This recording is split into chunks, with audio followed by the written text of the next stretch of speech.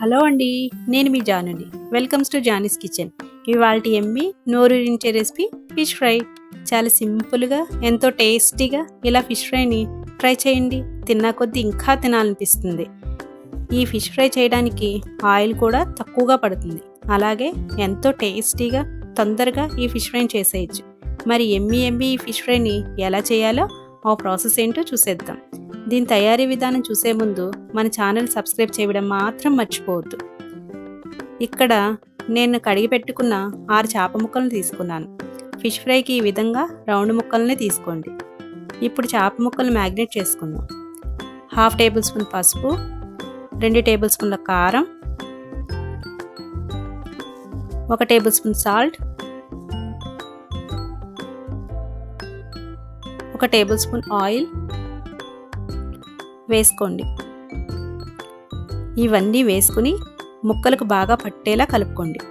ఇలా అన్నింటికి కారం ఉప్పు పట్టాక ఒక 10 నిమిషాలు మూత పెట్టి పక్కన పెట్టుకోండి. తర్వాత ఇప్పుడు స్టవ్ మీద వెడల్పాటి ప్యాన్ పెట్టుకుని 4-5 టేబుల్ స్పూన్ ఆయిల్ వేసుకోండి. ఆయిల్ వేడయ్యాక మంటను మీడియం ఫ్లేమ్లో పెట్టి చేప ముక్కల్ని వేసుకుందాం. మరీ ఎక్కువగా కాకుండా ప్యాన్లో ఈజీగా ఫ్రై చేసేటట్టు యాడ్ చేసుకోండి. మీడియం ఫ్లేమ్లోనే ఫ్రై చేసుకోండి. తర్వాత ఒక పక్క వేగిన తర్వాత మరో పక్కకి నిదానంగా చేప ముక్కలను టర్న్ చేసుకోండి. వీటిని 90% వేగేలా కుక్ చేసుకోండి. మిగిలిన 10% మన మసాలాలను పట్టించి వేయించుకుందాం. ఈ విధంగా వేగిన ముక్కల్ని ఒక ప్లేట్లోకి తీసుకుని పక్కన పెట్టుకోండి. వీటిని కాస్త చల్లారనివ్వండి.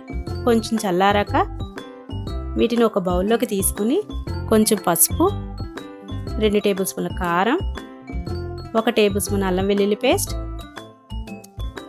1/2 టేబుల్ స్పూన్ ధనియాల పొడి, 1/2 టేబుల్ స్పూన్ జీలకర్ర పొడి, 1/2 టేబుల్ స్పూన్ గరం మసాలా పొడి, 1 టేబుల్ స్పూన్ ఫిష్ మసాలా పొడి,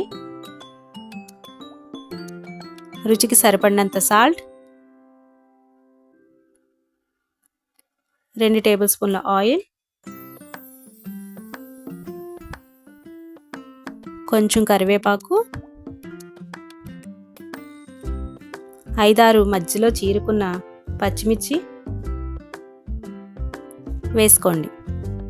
ఇవన్నీ వేసుకుని జాగ్రత్తగా ముక్క విరిగిపోకుండా మసాలాలన్నీ ముక్కలకు పట్టేలా బాగా కలుపుకోండి. తర్వాత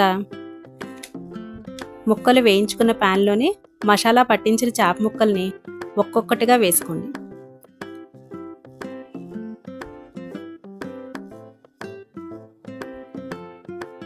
తర్వాత ఈ చేప ముక్కల్ని కదపకుండా ఒక 10 నిమిషాల పాటు మూత పెట్టి లో ఫ్లేమ్ మీదే వేయించుకోండి. గరిటె పెట్టొద్దు. గరిటె పెడితే ముక్క విరిగిపోతుందని గుర్తుంచుకోండి. ఇప్పుడు 10 నిమిషాల తర్వాత మూత తెరిచి చూడండి. ఆయిల్ సపరేట్ అయ్యి మసాలాలన్నీ వేగి మంచి సువాసన బయటకు వస్తుంది. తర్వాత కొంచెం కొత్తిమీర చల్లుకుని స్టవ్ ఆఫ్ చేసుకోండి. అంతే, అయిపోయింది ఎంతో రుచికరమైన నోరూరించే ఫిష్ ఫ్రై. ఈ వేగిన మసాలాలను కూడా అన్నంలో కలుపుని కూడా తినచ్చు. అంత బాగుంటుందండి ఈ ఫిష్ ఫ్రై. మీరు కూడా మీ ఇంట్లో ట్రై చేసి ఎలా వచ్చిందో నా కామెంట్స్ రూపంలో తెలియచేయండి.